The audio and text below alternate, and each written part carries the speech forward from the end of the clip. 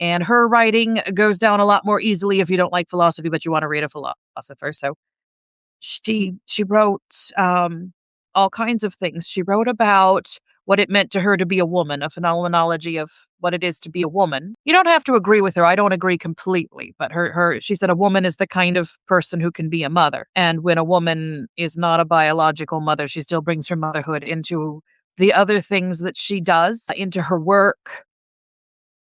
That was when there was so much economic upheaval all over the world, and it was sometimes very hard to get a job, in the Great Depression. So she talked about getting a job maybe you're not very suited to, and a woman brings her motherhood into whatever job she has and mothers the people around her. Said you don't have to agree, but that was her notion of it.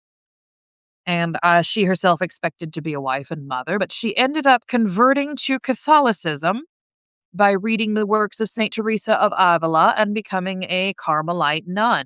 And she wrote beautiful prayers, and a lot of people know her for her religious writing instead of her philosophy. And if that's more your cup of tea, of course you can read that too.